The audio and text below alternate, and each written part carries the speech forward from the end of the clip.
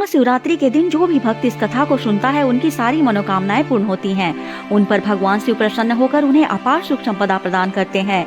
एक बार माता पार्वती ने भगवान शिव शंकर से पूछा कि ऐसा कौन सा श्रेष्ठ और सरल व्रत पूजन है जिससे मृत्यु लोक के प्राणी सहज ही आपकी कृपा प्राप्त कर लेते हैं। उत्तर में शिवजी ने माता पार्वती को शिवरात्रि के व्रत की विधि बताकर महाशिवरात्रि की कथा सुनाई। एक बार चित्रभानु नाम का एक शिकारी था जो पशुओं का शिकार करके अपने परिवार को पालता था। उस शिकारी ने एक साहूकार से ऋण लिया था, लेकिन वह उसे समय पर चुका नहीं सका, जिससे साहूकार ने क्रोधित होकर शिकारी को शिव मठ में बंदी बना दिया। संयोगवश वह महाशिवरात्रि का दिन था और वहाँ कीर्तन चल रहा था। शिकारी ध्यान मग्न होकर कीर्तन तथा शिव संबंधी धार्मिक बातें सुन रहा था। चतुर्दशी को उसने महाशिवरात्रि व्रत कथा भी सुनी। शाम के समय साहूकार ने शिकारी से ऋण संबंधी बात की। तब शिकारी ने अगले दिन सारा दिन चुकाने का वचन दिया और बंधन मुक्त होकर वहाँ से चला गया। चित्रभानु वहाँ से सीधा जंगल में शिकार खोजने गया। भटकते भटकते उसे रात हो गई, लेकिन शिकार नहीं मिला। वहाँ एक बेल का पेड़ था जिसके नीचे शिवलिंग था। रात को शिकार के लिए वह उसी बेल के पेड़ पर चढ़ गया और नींद न आ जाए इसलिए वह बेल पत्र को तोड़कर नीचे गिराने लगा। वह बार बार बेल पत्र तोड़ता और नीचे गिराता, जिससे बेल पत्र नीचे स्थित शिवलिंग पर जाकर गिरने लगे। इस प्रकार दिन भर भूखे प्यासे रहने से शिकारी का व्रत भी पूर्ण हो गया और शिवलिंग पर बेल पत्र भी चढ़ गए। रात्रि का एक पहर बीत जाने के पश्चात वहाँ एक गर्भवती हिरनी आई। उसका शिकार करने के लिए शिकारी ने जैसे ही अपने धनुष पर तीर चढ़ाया तो वह हिरनी बोली, मैं गर्भवती हूँ और शीघ्र ही बच्चे को जन्म देने वाली हूँ। तुम एक साथ दो जीवों की हत्या करोगे तो अच्छा नहीं होगा।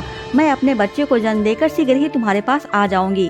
हिरनी की बात सुनकर शिकारी के मन में दया आ गई और उसने हिरनी को जाने दिया।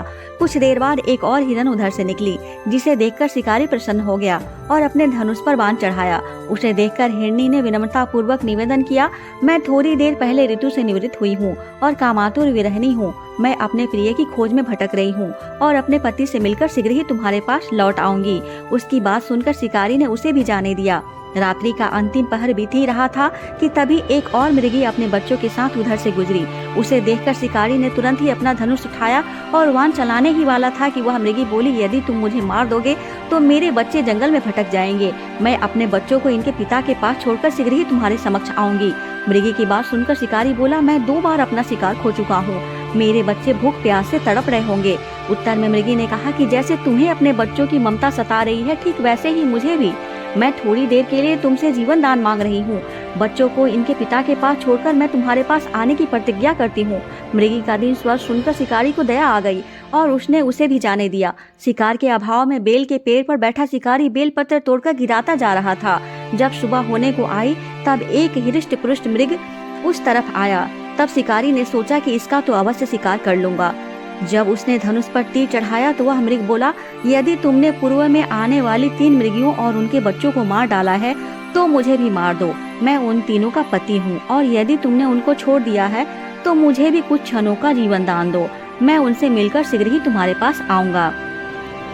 मृग की बात सुनकर पूरे रात का घटनाक्रम उसकी आंखों के सामने घूम गया। उसने सारी बात मृग को बताई। तब उसने कहा कि मेरी तीनों पत्नियां जिस प्रकार प्रतिज्ञाबद्ध होकर गई हैं, मेरी मृत्यु से उनकी प्रतिज्ञा टूट जाएगी और वह अपने धर्म का पालन नहीं कर सकेगी। जिस प्रकार तुमने उन्हें विश्वास पात्र मानकर छोड़ा है, वैसे ही मुझे भी कुछ क्षणों का जीवन दान दो।